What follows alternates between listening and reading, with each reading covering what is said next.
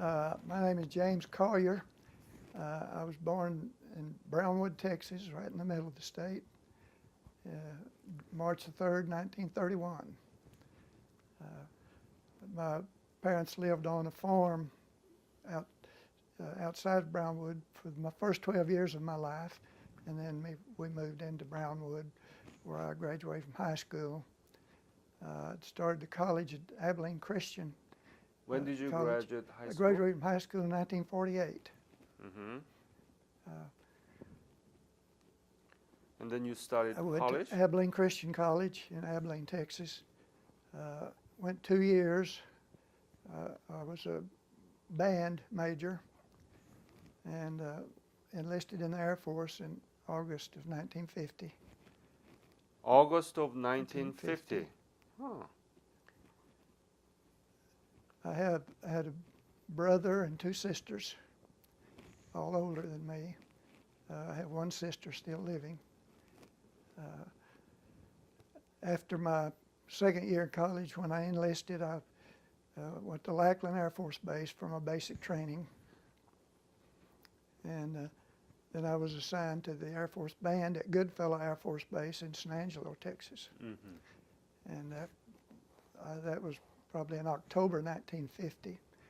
And then I had on orders to go to the Far East. I had no idea where I was going except the Far East. Mm-hmm. And I was a little bit curious when I got to Camp Stoneman, California, and they issued me combat gear, being in the band.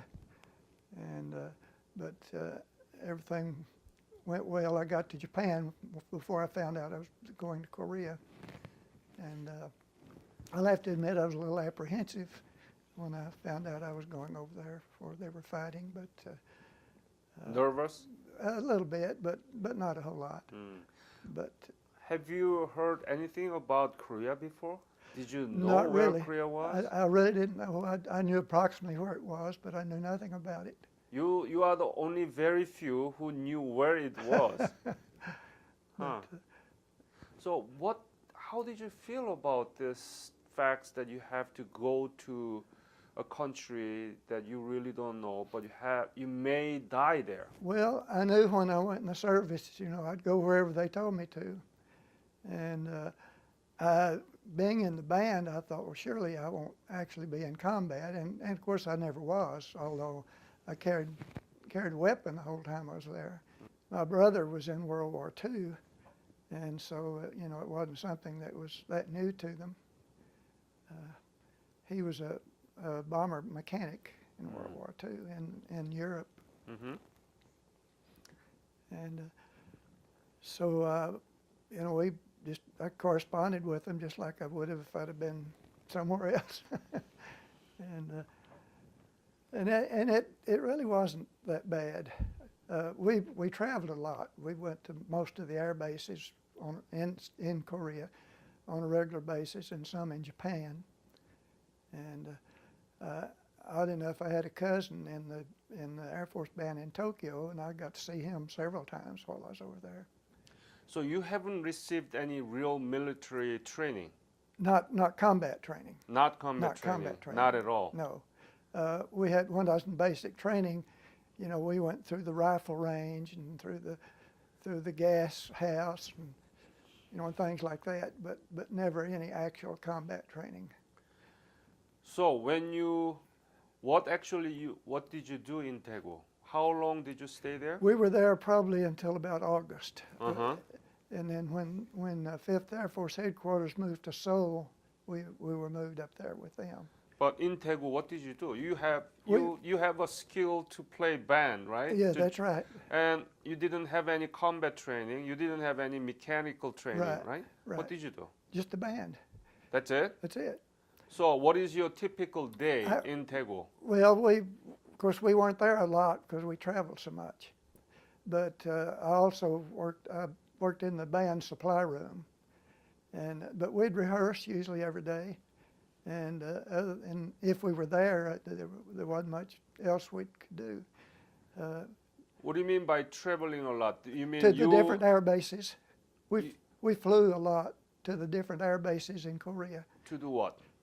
Play for ceremonies. They're just concerts, you know, Ah. entertainment and ceremonies. Please talk about that. Okay, on Memorial Day, 1951, Uh-huh.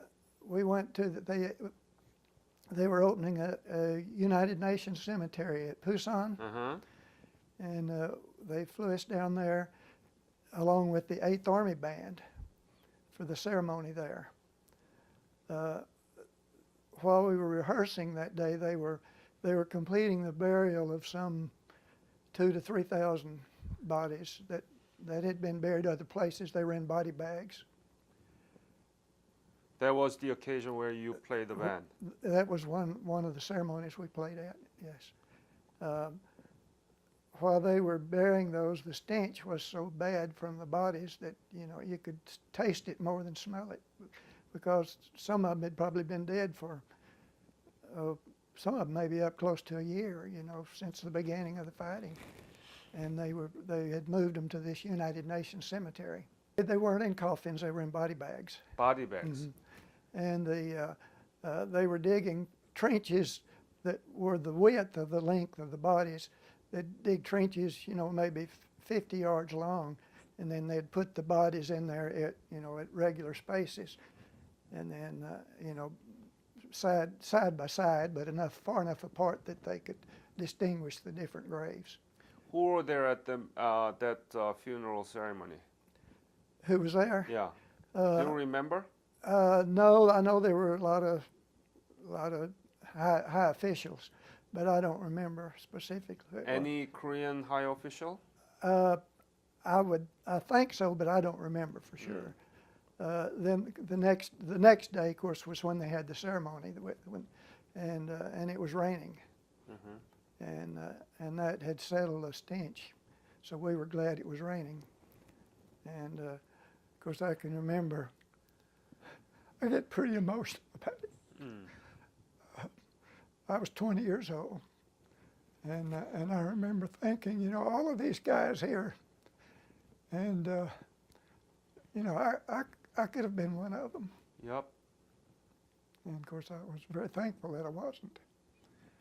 But that was the biggest memory I have of being in Korea. Of course, there's other things too, but that was I still, as you can see, I still get very emotional when I think about it.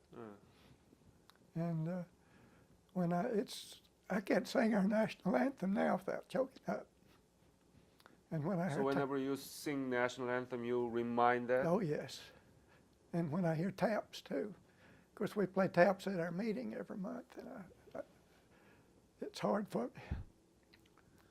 But, of course, in our veterans group, probably, well, I don't know what percentage of them are actually in combat, but I know some of them were in very serious combat for months. And it makes me appreciate, really, not just what our servicemen did in Korea, but what they've done throughout history. How many were the members of your band? About 40. 40? Yeah, it varied, you know, 35 to 45 probably. Do you have any official name of your band? It was the 748th Air Force Band. 748. Uh-huh. Air Force? Air Force, or 5th Air Force Band, too. Officially, it was 748th. What instrument did you play? Clarinet. Clarinet. Clarinet. Mm-hmm. It's mostly in the outside, right? Does that really? Yes, yeah. At some of the bases, they might have some of the larger air base we go to, they might have a building we could play in, but mostly they were outdoors. What were any other occasion where that you remember very sadly? Well, that's really the one that I remember that really is emotional. Of course, when we were in Taegu, we were in tents. And of course, there's always some things you remember that you laugh about, too. Hadn't been there but just maybe 3 or 4 days. And they'd had us digging trenches between the tents and lining them with sandbags. Even in Daegu Yes, at the time? yes. Huh. And so that night, right after we'd gone to bed, the air raid alarm sounded. So we dressed and got our guns and got out there in those trenches, and the air police came along and said, "Get out of those trenches and run down to the riverbed." We had to run about, it seemed like a half a mile through the rice paddies and everything down to the riverbed. Why? We never did know why. They just said, The "Get out of trench those was trenches safer. and run down to the river." Oh, I know they could have, if it had been a real air raid, which apparently it wasn't, they could have Oh, come it right up the wasn't? riverbed and they'd have gotten everybody in that 5th Air Force headquarters. We went to Tokyo for Thanksgiving and played for a football game. When was it? 1951? 1951, Thanksgiving Day. The And Air Force team played an Army team in Tokyo. how about in Seoul or any other places? Well, we sometimes when we had movie stars and people come over, we'd play a little bit while the crowd was getting together, before their show. Yeah. Jack Benny. When was that? This was, I don't remember what, it would have had to have been probably in the summer of '51. James Benny and who else? I'm trying, going blank. Yeah.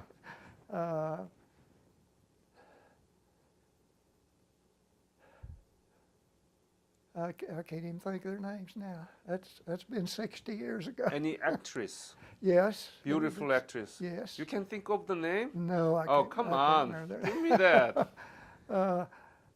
I go blank on names. Always have. So what did you Errol do? Flynn. Errol Flynn was one of the actors. Errol Flynn. Okay. Let's see. Some of the girls I can't.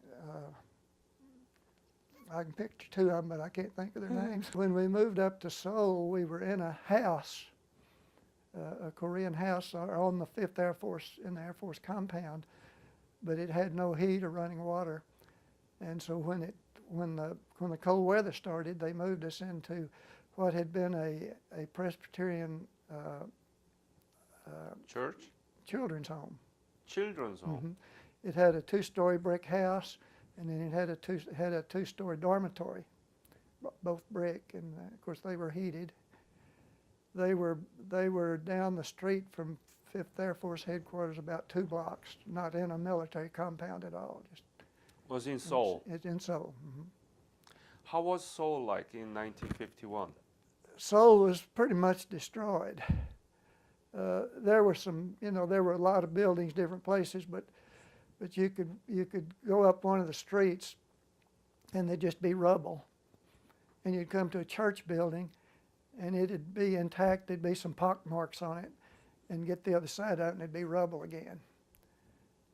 It looked like, like it'd just been bombed completely out. A lot of Seoul was.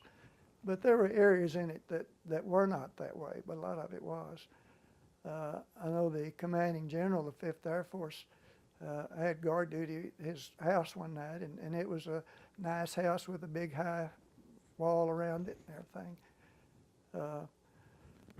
But of course, the only vehicles were military vehicles. You saw a few bicycles in Seoul.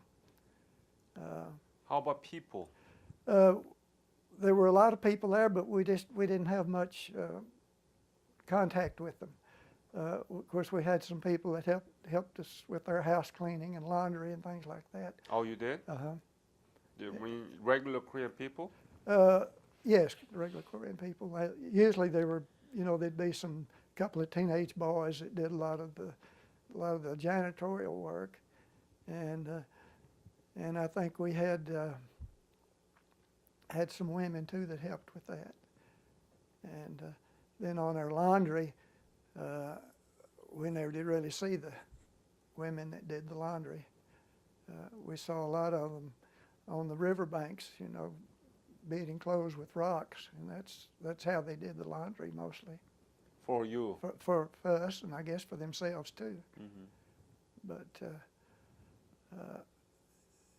it was not something that when I heard I was going to Korea, you know, it was not something I looked forward to, but you know, I wouldn't take anything for the experience. I had a lot of I have a lot of good memories from being in Korea. What is it? Well, of course, the guys I was stationed with, we had a lot of fun. But like I say, we didn't really have a lot of contact. But I got to see a lot of things that I would never have envisioned seeing. For example? Well, one day there were three of us, I guess. Of course, you're familiar with Seoul, I'm sure. You know the mountain right behind the Capitol building? Yeah, yeah. We climbed that one day Uh-huh. and had a good time. You know, you could see forever from up there, and it was a lot of work getting up there, but we enjoyed it.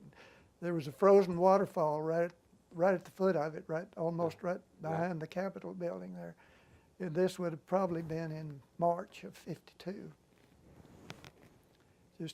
Just a few weeks before I came home. Mm-hmm. And we just, you know, I just enjoyed being there. It wasn't anything in particular, but it was just almost like being anywhere, you know, in the service. Of course, you didn't have everything to do there that you might have some city here in the States, but we did good over there. I don't know of anybody that just really hated it over there. That's But probably the worst 2 weeks that I spent over there, though, were the 2 weeks after I had my orders to leave. But I had, you know, there were 50-something thousand Americans killed in Korea, but over 20,000 of them were not in combat. And you wonder how in the world could that many die from reasons other than combat. How is that happening like that? Well, I had 3 close calls while I was there. How? Once in an airplane that landed in the worst thunderstorm I've ever seen. The plane was going up and down. We all had our seat belts buckled as tight as we could get them, and we'd still leave our seats that far sometimes. And there were 2 plane loads. One of the pilots decided he wasn't even going to try to land. He flew down to another place where the weather wasn't so bad. And then once we had been, I can't remember what we'd performed for, but we were in trucks there in Seoul, in the back of trucks. And I stood up, and there was a wire across the street. I guess it was a telephone wire or something, and it hit my helmet right here and bounced off. Of course, if it had been here. And then, and I was on a plane once that nearly had to ditch in the Sea of Japan. For some reason, they hadn't fueled it up, a 4-engine cargo plane. Wow. And the engines were sputtering, and they'd given us the ditching procedures, and there was a amphibious air sea rescue plane right on our tail. But we made it in without having to ditch. But you know, it does seem strange that many would lose their lives, you know, from accidents or whatever. That's right. But looking back at those 3 occasions, you know, I could have been one of them real easily. And what kind of gun did you have? M1 or carbine? I had a carbine, M2 carbine that that was selective semi or full automatic. We had, I think, all but two or three of us had those carbines, and 2 or 3 had what they call the grease guns. They were submachine guns that looked like a farm grease machine. You know, you used to grease tractors or something. 45 caliber. Have you fired any shot? I didn't fire any there. Nothing. Nothing. Not even a single time. No. Not even for the fun. No. I heard some shooting. You are the luckiest man. Well, you know, people make choices all their lives, Oh yeah. and you never know what any one choice, how it's going to affect you later in life. When I was in junior high school, I played football. I was the smallest kid on the team, and my mother decided I was too little to play football. I should play in the band. You are now very tall. So I played in the band in high school and college. In fact, I was majoring. I was going to be a high school band teacher. And I went in and played in the Air Force bands for 3 years. And after I got back from Korea, When did you leave Korea? I left Korea in April of '52. Yeah. And I spent 30 days at home, and my orders said I was going to be stationed in Colorado Springs, Colorado, at Ent Air Force Base. So I spent my 30 days, and I bought a car and drove to Colorado, drove up to the gate at the air base there and asked them where the band squadron was. And they said, "We don't have a band squadron here." This was in May by that time. And I said, "My orders say you do." And he said, "You better go up to headquarters." Went up to headquarters. They had shipped the band out in October to Wisconsin. So they cut me some new orders, and I drove to Wisconsin, and I was stationed there. This was in May. I was stationed there until January, and I went to Washington, D.C. for 13 weeks temporary duty. And while I was there, they transferred the band to Minneapolis, Minnesota. So when I left Washington, D.C., I went to Minnesota, and then I was discharged there in September of '53. But anyway, I was getting back to the decisions you make. So I played in the band in high school and in college, and when I enlisted in the Air Force, I didn't know what I'd be doing. So when I got to Lackland Air Force Base in San Antonio for basic training, before we got off the bus, there was a busload of us. Before we got off the bus, a sergeant got on the bus and said, "If there's anyone in here that would like to try out for band," said, "when you get off the bus, step over here by me." So I did, and that's the last I saw the other guys I enlisted with. But that's what I really wanted to do. And that was, if my mother hadn't made the decision when I was in junior high, about band, well, no telling what I would have done. Yeah. And so. Did you get the same salary as soldiers? Oh yeah, it's all the same. All the same? All How the much did you get? Do you remember? I think when I got out, I was what they used to call sergeant, airman first class. I was getting $110 a month, I think. At the time? When I got discharged. That's quite a lot. After 3 years. After 3 years? Yeah. Did you save some? I did. In fact, I bought a car when I got home from Korea. Oh, with that money. With part of it, and then I made payments. Of course, I got a... How much was the car at the time? I'm trying to remember. I know the payments were about $50 a month, and it didn't take me very long to pay it out. I think I paid half of it down. It was it was a '49 Plymouth, and this was in '53, so it was only about 4 years old, and I think it was like $700 or $800 for the total cost of it. And what did you do? I mean, in Korea with the money, you go out. Oh, I didn't spend much money there. Not at all. There wasn't anything to spend it on. What was your favorite thing to do while you were in Seoul? Oh, a lot of nights they'd have movies at the headquarters building, and I remember they had a I don't know what you'd call it, but they had a room with a pool table in it. We played pool some, and of course played a little bit of low risk poker, dime poker. Did you bet? A little bit. I remember I came in from a movie one night, and some of them were playing dime limit poker there, and they talked me into playing, and I think I ended up winning about $12.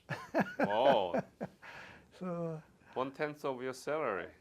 Yeah. Well, I wasn't making that much when I was in Korea. How much did you get while you were in Korea? Oh, I can't remember.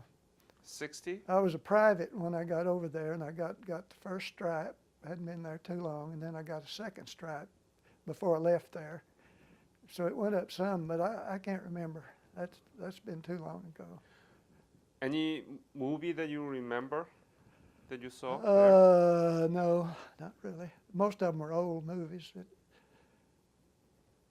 You've probably seen the movie, I mean the TV show MASH and the movies they got. Yeah. That's the kind of movies we got.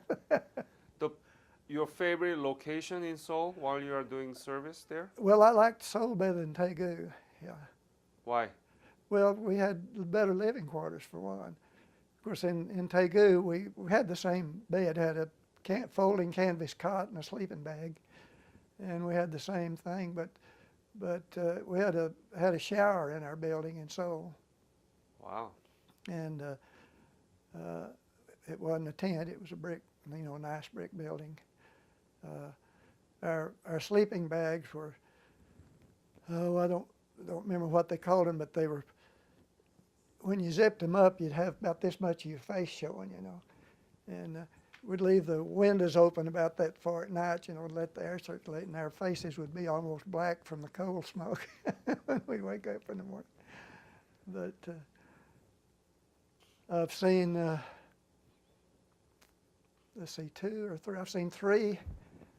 Since I came back from Korea, I've seen 3 men that I was stationed with over there. Oh.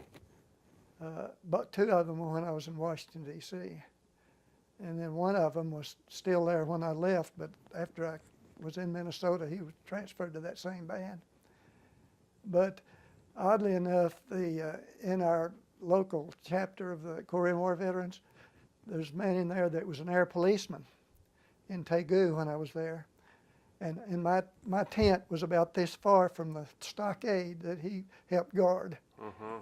And we recall a lot of similar events over there. We didn't know each other, but since we've been here, we've recalled a lot of events that we both remembered. Wow. And in fact, we visited some Saturday at our meeting. Do you remember that you played for kind of dinner, dance, No. things like that? No, No? they didn't have anything like that. No over there. military band performed for private and Not when I was over there. Now, when I got back to the States, we had a jazz band in the big band had a jazz band, but we didn't over there. not for the generals, No. dinners, and so on. The only time we were, well, I know we played for some big shots over there, some generals, but the commanding general was leaving over there. Who was that? I don't remember his name, but the temperature was about 15 below zero, and they had us stand outside the Celsius. Pardon? 15 Below below zero. 0 Celsius. Yes. Yeah. And no, Fahrenheit. Fahrenheit. Okay. Fahrenheit, yeah. And they had us standing outside the headquarters building there. We were going to play honors for him when he left. Of course, we couldn't. The only thing that could have played would have been the drums. Right. And they stood us out there for about 45 minutes to an hour. No top coats, no gloves. And we, of course, I don't know why we didn't get frostbite. We did. And you had to look down and see if you still had your instrument in your horn, in your hand, because you couldn't feel it. But then he decided he didn't need it, so they dismissed us. Were there any occasion that you performed for Koreans? I don't think so. I don't remember it if we did. What was your favorite food there? Well, I'm a vegetarian. So how did you survive? I ate a lot of peanut butter and vegetables. They had pretty good food, really, in the mess hall. And Remember, what did you eat? oh, well, just whatever vegetables they fixed, and like I say, a lot of peanut butter, and all the guys there in Korea. And when I got back to the States too, they always wanted to go to chow with me because I'd get my meat and give it to them. I've been a vegetarian all my life. So you were the big contributor of Yeah, right. meat. Right. Ah. When I was a baby, my mother couldn't get me to eat meat. She'd put it in my mouth, and I'd spit it out. And so I've been a vegetarian all my life. I see. So what did you do after you come back from Korea? I mean, I got except the debate. Yeah. After I got out of the Air Force, Yeah. I went back to college and got a business degree. and became What school? Abilene Christian, Uh-huh. and became a CPA, Certified Public Accountant. And I worked for an oil well servicing company when I first got out for about 3 years, and the oil business went kaput. I'm sorry? The oil business went down. Oh, okay. And so I went to work for a CPA firm in Odessa, Texas, and worked for them about 5 years, and then moved to Wichita, Kansas. Went to work there for a group of companies owned by a well-known family there in Kansas on their internal audit and tax staff, and worked for them there about 11 months, and they transferred me to Nevada, to a large cattle ranch out there as vice president and treasurer that one of the family members had just bought. So I moved to Nevada, lived out there about 16 months, and decided they could have it back. My wife and I didn't like it at all out there. Did government help you when you entered the college? Yes. GI? Yes. GI They Bill? did. They So did. what was it? What was the support? I think it was about $110 a month. And then I had a small band scholarship, but then I still had to go to work to stay in school and make some extra money. So they gave you about $110 per month. Mhm. Does that including tuition or That's everything. That was it. I had to pay everything with that. how much was the tuition at the time? Oh, it was probably,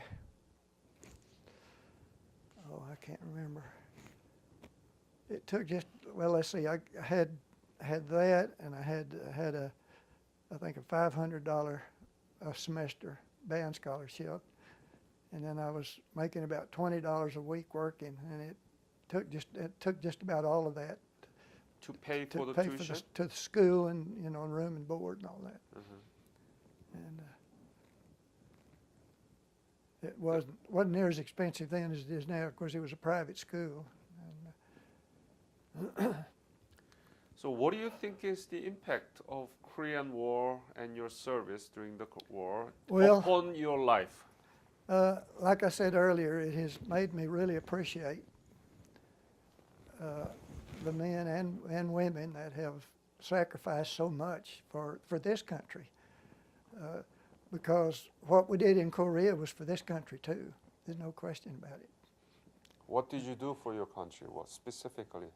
Well, I'm talking about just serving in the military. Just but, serving. But so many of them that died, and right now I volunteer at the Veterans Hospital here in Dallas, and there's so many of them that are still living that are just suffering, terribly. What kind of service do you provide to the Veterans Hospital? Depending on their financial assets, they can get complete medical care, both physical and psychological. What do you think is the legacy of Korean War and the Korean War veterans? I have not. I see a lot of them at the hospital, but I don't really get a chance to talk with them. But I know in the veterans groups, I don't know of anyone in there that is not glad that he was in Korea. He may not like what happened to him, because we had some that were wounded terribly, that are in our organization now. But I don't know of any of them that would take anything for that experience, and realizing that if we hadn't have been there and South Korea had fallen, that probably all of Asia would be under communist rule right now. That's right. Any message to your future generations here? Well, on the war? they need to study history of this country and to realize that the freedom they have is not free. It's I'm proud of your country, what they've done since the war. I'm driving one of the cars they made, and but I'm proud of our country too, and especially the men and women that have served in the military, and there's been other sacrifices too, other than those just in the military. But I still get a little bit upset when people don't give respect to the flag and the national anthem, and there's not anything in the history books in America hardly about the Korean War. Maybe a paragraph that big. They don't. Most of the people say it shouldn't even be called a war because the government called it a police action. They didn't call it a war. But are you angry about that? I don't guess I'm angry, but I'm a little bit upset with it. Upset. Yeah. Yeah. Yeah.